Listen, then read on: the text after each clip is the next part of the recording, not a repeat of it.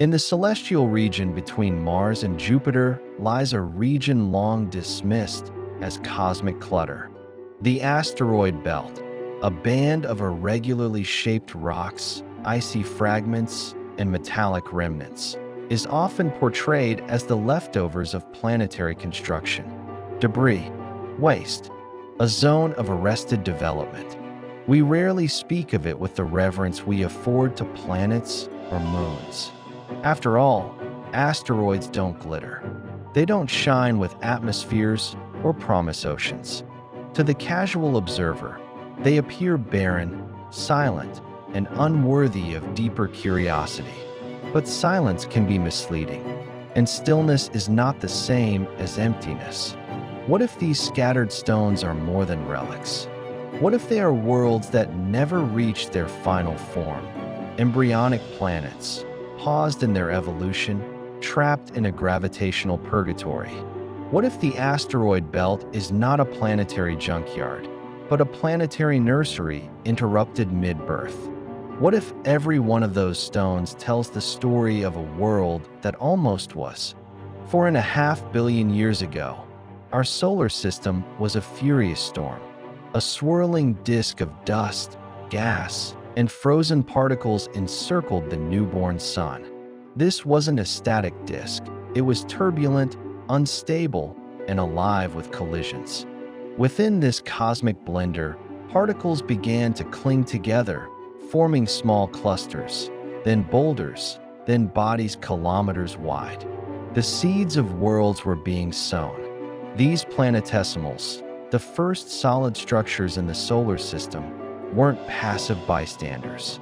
Many generated internal heat, powered by the radioactive decay of short-lived elements like aluminum-26.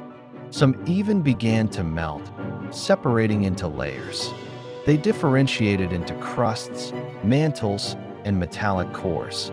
In short, they began to behave like planets, not just inert rocks, but dynamic, evolving bodies. But formation is never guaranteed. The early solar system was ruthless. Collisions could create or destroy. Gravitational shifts could lift up or cast down. In this crucible of creation, some worlds succeeded.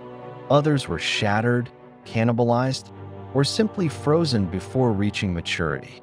For many, evolution stopped not because they were incapable, but because something else got in the way. Jupiter, the solar system's gravitational juggernaut, was that something else. As it formed, massive, fast, and insatiably hungry, it threw the surrounding region into chaos.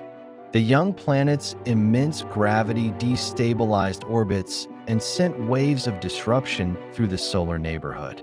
Any planetesimals forming in the space between Mars and Jupiter were now in the path of a disruptor.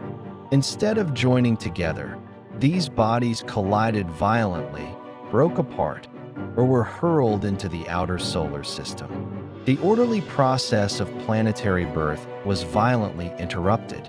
In that turbulent region, planetesimals were never given the space or time to coalesce into full planets. Some were fragmented, some were ejected, others were left behind, their growth forever stalled.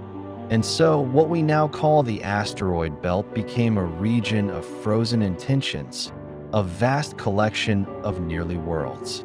Their chemistry, structure, and geology hint at what they were becoming, even as their broken shapes speak of what they lost. Among these frozen bodies is Vesta, one of the most intriguing. At 525 kilometers across, it might seem small compared to the major planets, but inside, it holds the blueprint of planetary design. Data from NASA's Dawn spacecraft revealed that Vesta is fully differentiated. It has a crust, a rocky mantle, and a metallic core. In every meaningful way, Vesta was becoming a planet. It once harbored volcanic activity, surface flows, geologic transformation. It melted from the inside out, reshaping itself. For a brief moment in cosmic time, Vesta wasn't just forming, it was evolving. Then came the impact. A cataclysmic collision ripped away much of its southern hemisphere, leaving behind the Ria Silvia Basin, a crater so vast it defies comprehension. This wasn't just a scar, it was a mortal wound that stunted Vesta's growth forever. Yet, somehow Vesta endured, not as a full-fledged planet, but as a living fossil of one, a frozen record of what might have been. Further out drifts Ceres, the largest object in the asteroid belt, nearly 1,000 kilometers wide. Classified as a dwarf planet, Ceres is more than just a big rock. Its round shape hints at gravitational maturity, but it's what lies beneath that tells the real story. Ceres is believed to harbor a subsurface ocean, or at least a layer of briny liquid trapped beneath its icy crust. It shows signs of cryovolcanism, volcanoes not of molten rock, but of water, ammonia, and salt. Bright spots on its surface, like those in the Acator crater, are thought to be deposits of evaporated salts, left behind by upwellings from below. This isn't just geology, it's activity, evidence that Ceres may not be inert, but still chemically alive. In its dark, cold interior, it may be stirring. And where there's heat and water, the conditions for complex chemistry, possibly even life, become conceivable. Ceres may never have had a sky or surface oceans, but it may still be a world in its own quiet way, not extinct, but whispering. Then there is Psyche, perhaps the strangest of all.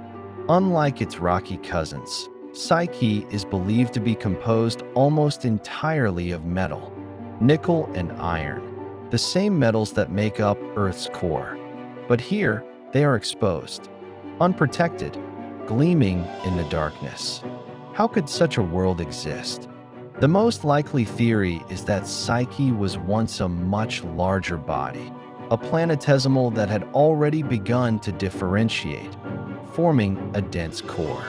But then, through catastrophic collisions, its outer layers were stripped away. What remained was its metallic heart, spinning alone. Psyche isn't just an asteroid. It's a planetary soul, laid bare.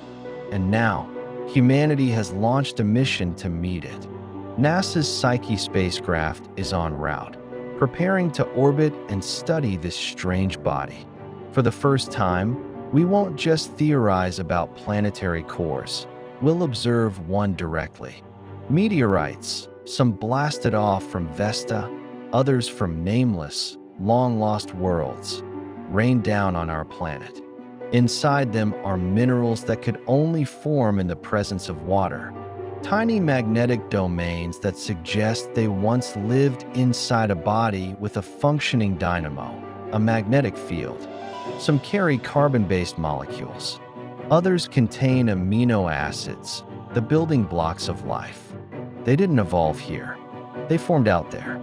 Long before Earth had continents or clouds, space was already experimenting with life's ingredients. And those ingredients rode across the void, embedded in stone.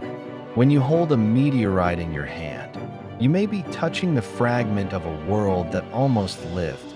We used to define planets by size, by orbits, by atmospheres, by moons.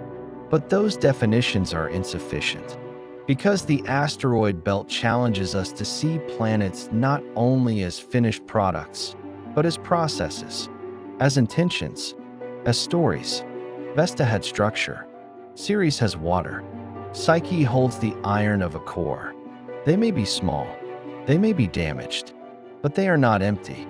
They are planetary attempts. And maybe that's enough. The asteroid belt is not a pile of rubble. It is a museum, a floating archive of worlds that began the journey toward complexity but never made it. Some were shattered, some were silenced, some simply faded away. But they remain, orbiting endlessly, holding memories in their cores. Some still active, others frozen. All of them ancient. They are not failures. They are reminders. Earth is extraordinary. not just for the life it supports, but for the fact that it made it at all. Most worlds in our solar system never did. They were torn apart, cast aside, or left incomplete. The asteroid belt tells us the universe doesn't hand out success easily. Life is rare. Stability is fragile. Planets are a gamble.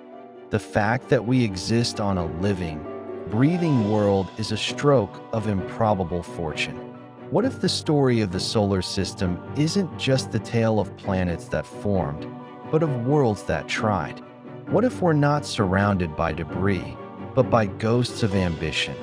What if Vesta, Ceres, Psyche, and countless unnamed others are not rocks, but testimonies? What if the asteroid belt is not what remains of nothing, but what remains of everything that almost was?